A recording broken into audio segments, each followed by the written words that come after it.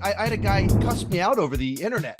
Like literally, it was funny because he was 15 when I looked up his profile. But 15-year-old like shouting curse words at me because I said I still preferred the Spider-Man 2002 over Across the Spider-Verse, the movie that's been with me for 19 years and I still love it. And it, for personal reasons, means a great deal to me. He's like, no, Across the Spider-Verse is the greatest movie ever made. I've never seen a better movie than this. Yeah. Dude, that's called recency bias. Calm down. Hey, you can love it, you can think it's great, but maybe dial it back a little bit. Hi, I'm Angeline Wu. Hi, I'm Wren Walston, and this is Operation Tomatometer. Today we have a very, very special guest joining us. Would you like to introduce yourself? Sure. I'm Sean Chandler of Sean Chandler Talks About, and I talk movies way too much on YouTube. So today we're going to be discussing the new Spider-Verse movie. What did you guys expect? Well, I went into it. It was one of my most anticipated movies of the year. I've loved the first one when it came out, and then I watched it at my house with my kids. Like every 3 months, they always want to put that movie on. And so it's a big, gigantic hit here. And when they said they're going to do a 2-part story, and it's this big, gigantic, ambitious movie, it's like, that sounds cool. I don't know what to make of a 2-hour, the longest animated film in Hollywood history. But I mean, if you're going to do big, gigantic, epic multiverse, I guess that's what you need to do. So that's kind of what I went in expecting, something big, ambitious, wild, crazy. Yeah. I feel like people hyped it up so much. Like, I think a few days ago, it hit the highest rated movie on Letterboxd, which is insane. I kind of wish I didn't hear other people's opinions before I saw it, because this is gonna upset a lot of people, I think, but I was a little disappointed with the storyline. Art-wise, amazing, like no critiques, but I felt like the story wasn't paced very well. I don't know. I'm not a big Marvel or superhero fan in general, but I know, Ren, you're like a huge Spider-Man fan, and you keep up with, like, you're wearing your Spider-Man shirt, like, yeah. So I did watch the previous one. So I did have like expectations, but I thought they were met. I thought, like, art-wise, again, what you said, like, no critiques on that, and like they lean more into the comic book style. Like, it was never not interesting. Like, it was just fun all around. And I think, like, I don't know, I'm wondering if the multiverse, like that trope, if I can even call it that, it's getting too like overused. It feels like everyone, like every superhero is in the multiverse these days. And the multiverse movies, Marvel-wise, haven't been doing so well. Like, I think No Way Home is probably one of the highest rated of the multiverse saga right now. And that was a lot of fan service. This movie had a lot of fan service, which I'm not mad about. I feel like they just disregarded other parts. What specifically would you say was, like, what about the story disappointed? And I'll say this, I think that's one of the big problems with the way a lot of the way hype works with movies is they want people to buy tickets, so they invite people to premieres and stuff that tend to be like, yeah. And then critics, they really, really want to be put in advertisements, so they write, this is the best movie ever, and they write these tweets that are just so hyperbolic and excited and energized. And I think it was specifically with this movie because it feels so different. Like, we've never seen an animated movie like this before. Yeah. Whenever you experience something that it's the first time that it's like, wow, I've never seen this. It's so fresh and new, and you watch movies all the time, but you haven't felt what you're feeling watching this movie because it's something new and different. And so I think you start to get a little bit some of that with the Masterpiece. I've heard that so many times in the last week. Masterpiece. I'm like, yeah, it's not like even perfection. It's perfect. Like, I mean, it's not even a complete story. Yeah, it literally just cuts off. Yes. And so I thought it was great. So I'm way up there on the film. But at the same time, come on now, like some of this feel. I had a guy cuss me out over the internet. Like, literally, it was funny because he was 15 when I looked up his profile. But 15-year-old like shouting curse words at me because I said I still preferred the Spider-Man 2002 over Across the Spider-Verse, the movie that's been with me for 19 years and I still love it. And it, for personal reasons, means a great deal to me. He's like, no, Across the Spider-Verse is the greatest movie ever made. I've never seen a better movie than this. Yeah. Dude, that's called recency bias. Calm down. Hey, you can love it, you can think it's great, but maybe dial it back a little bit. Yeah, definitely jumping the bandwagon, which is fine. If you love the movie, I totally respect that. But I get that it's a 2-part movie, but I think other films have done this better in the past. Like even within Marvel, Infinity War to Endgame, that was done pretty well. Well, and there's a complete story. Infinity War is Exactly. about who will get the stones. You get to the end of the movie, Thanos gets the stones, so the good guys lose. That's a complete story. There's a conflict established, there's a goal objective, and you get to the end of it. That's a complete story. You know there's another story about how we're going to undo this, but this chapter is complete. And you could argue Gwen's arc is complete at the end of Across the Spider-Verse, but as a story, it feels like there's 20 minutes left. It feels like we're about to go into the climax. That was it. And you're like, cuts off. The whole movie was the climax, but also there was no climax at the same time. Right. And I also wonder how they're gonna like execute, because I don't think the hype is gonna last for an entire year, because I was looking it up and part 2 is coming out 2024, right? Yep. Yeah. With me, especially with like shows, even like, you know how like it ends off on one season and the next season comes back next year. By the time the next year rolls around, I've forgotten about like why I even like the show, etc., etc. Like I'm just wondering, like, can they keep like the hype, the like edge of your seat, that climax that they use like all 2 hours for to build up? Like, can they keep that for like the next film? Like, I don't know, because I was like, man, if it was coming out next month, or like, I don't know. I just feel like the time lapse between the two movies are gonna be too long to like even remember like most of the plot. The counter example though would be Infinity War to Endgame, where that cliffhanger made people go. Infinity War opened huge, and Endgame opened even bigger. So I guess I would lean the other way on that one of like, if this so this movie made 3 times as much money in its opening weekend as Into the Spider-Verse, and so I'm wondering if how much more so Beyond might do if they put out a trailer that teases this big epic finale. If this is all a setup movie and the next one is all payoff movie with this big battle and going even crazier with the fan service, and you put just the right things in the trailer, I'm very interested to see what it does do, because it feels like this movie's performance at the box office and everything is just like so unprecedented. It's behaving very differently from animated movies, from comic book movies. So I'm just watching it intrigued. Yeah, I have high hopes for the next movie, but as of right now, like what I said before, it's not doing it for me, this one. I mean, I still loved it. I still had fun. I still enjoyed it, but from a critiquing standpoint, there were problems. Wren, you always go like correct yourself as to not. I know, I'm still a Spider-Man fan. As to not get insulted by any 15-year-olds out there. Why do you hate Spider-Man so much? Look at my shirt. How dare you? So, all right, so let's go back to what do you love about the movie?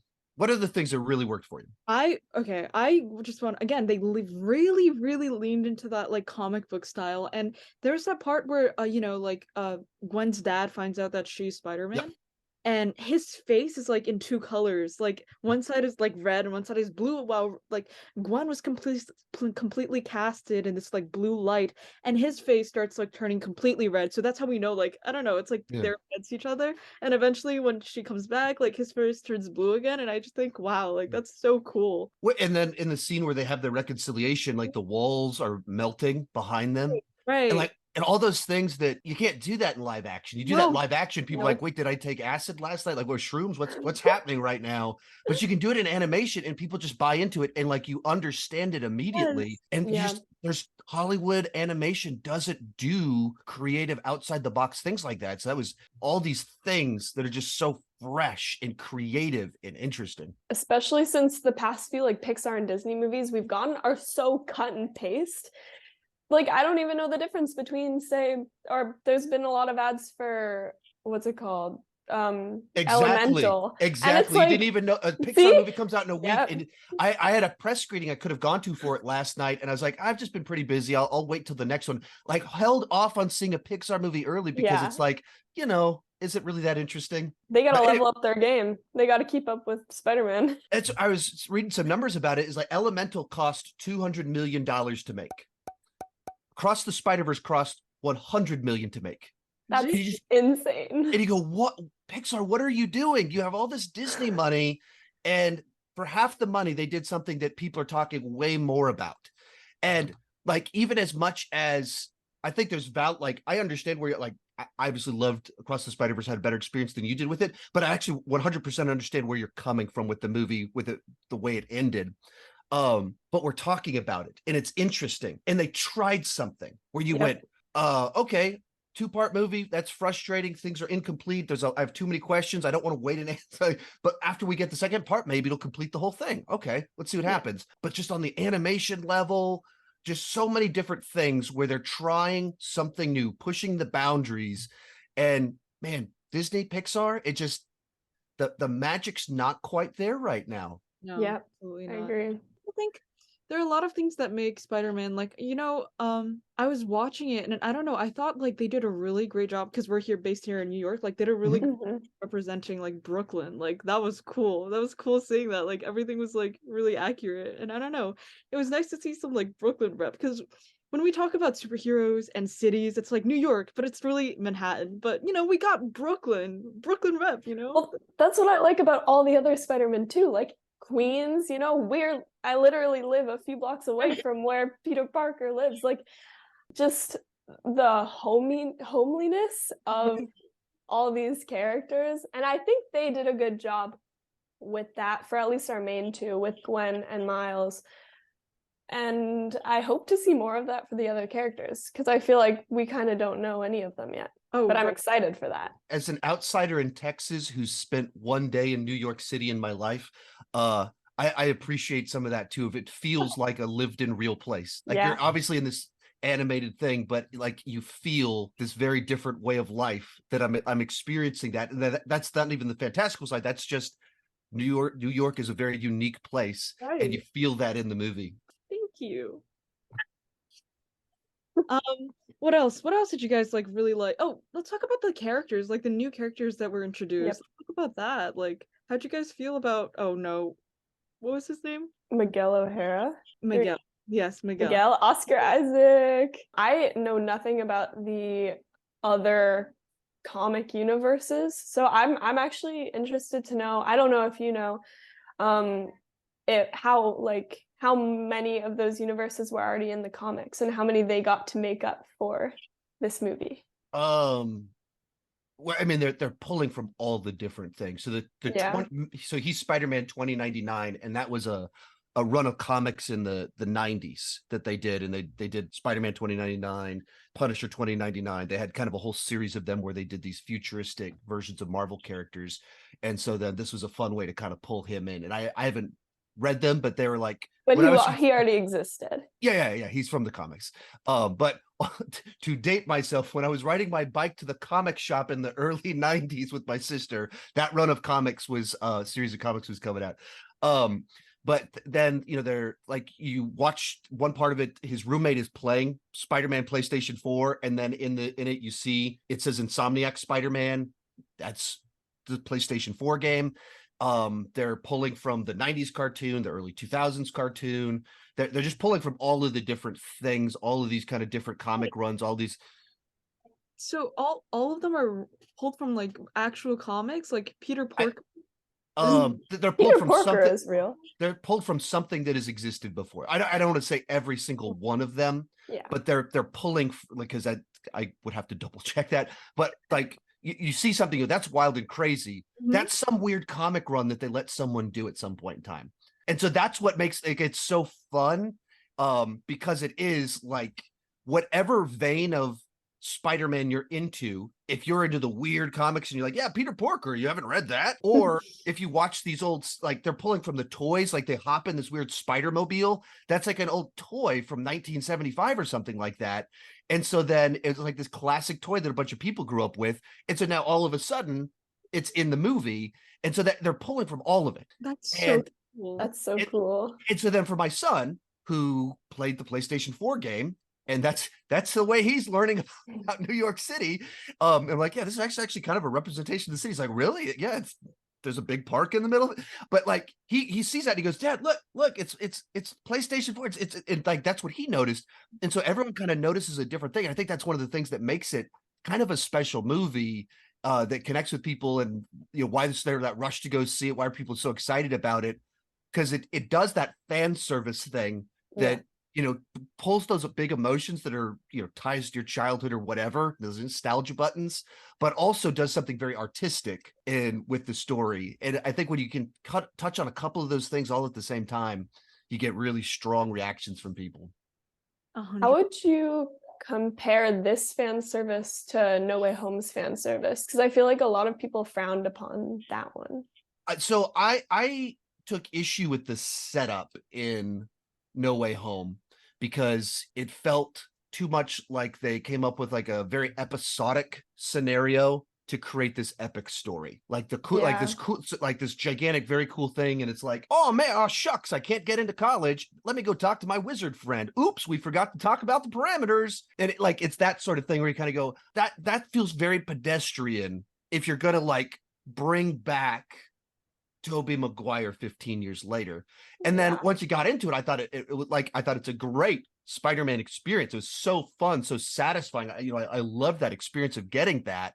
I just wish that the amount of care that went into the back half of the movie, the payoff, went into coming up with a better setup for what took us on that adventure. And so I would say across the Spider-Verse, it's interwoven into the whole story. Like we're building out this mythology of how the multiverse works, and whether that's becoming too much of a trope, that's another question. But I think on the level of having a story designed to do this, that it from the ground up, how do we do something that earns all of this wacky weird stuff? And so I had some people comment, well, if you remove the fan service, then does this movie still work? Well, it's like such like built into the engine, like that's like yeah, it's like let's develop a plot, a world building, all kind of intertwined with multiverse fan service. So no, it doesn't. But that I don't, at the same time, that's not to say that like the movie is built to do that. It is fully that. And I mean, I would say it does it much better because it's designed entirely around that. And like, if you started pulling animated characters into the MCU or whatever, you'd be like, what is this? But in animation, they pull in Donald Glover as Prowler from Homecoming, and it works somehow. Like, and they're showing clips from movies, and it works because the animation is more forgiving in that regard. And so they used a format where it allows you to get away with a lot more things. Totally. Honestly, I agree. Just to wrap it up a little, because we do hear a scale of 1 to 100. Like, where would you place across the multiverse? So I'm a little bit tricky for me because I feel like it's half the story, so it's tough for me to give a definitive score when I don't know the resolution to it. So like I'm at like a 9 out of 10 because I really loved it. But depending on if it sticks the landing in the back half, then that goes up. Right. It goes up a little bit for me, and I go, wow, this is one of the great like epic multiverse stories we've ever seen. If it doesn't quite stick the landing, it's still a tremendous accomplishment as animation, what it's able to do. But maybe we're going more like an 8.5 out of 10. But so like I think it is a tremendous accomplishment. It's currently my top 3 movies of the year. Wow. Yeah, wow. It's the first half of the year, so that's true. That's true. We got Barbie, but Oppenheimer. We got a lot coming in. I say this movie alone, I would give a 7. I know I was hating on it, but I enjoyed it. I love the animation. It's great. With the next movie, I'm hoping that'll probably go up to a 9. So we'll see. We're gonna hold you to that. Yes, we'll see. We'll see. Hopefully, I'm still here. No, wait, we're gonna graduate. Oh, never mind. But okay. I'd go right in between you guys. I'd give it an 8. Like, for me, like, I'm not really, again, like I keep seeing, like, pointing out like superhero movie. That's because like I'm normally not even like really into them at all. So for me to be like this drawn in, this like invested into the story, I feel like it's a solid movie. I think 2 points off is just because the entire movie theater groaned when it said to be continued. Like, crazy. But yeah, I think 7, 8, 9. We'll give it a 8. We'll give it an 8, right? Like that's there we go. Right. All right. Thank you so much for joining us today, Sean. We hope you had a great time. Thank you so much for watching. Thanks for having me. Oh yes, of course. And if you're watching this, please go check out I'm sure you don't need our endorsement, but please do check out Sean. No, give the endorsement. Give the endorsement. He deserves it. But thanks everyone for watching, and we'll see you next time. Bye. Bye.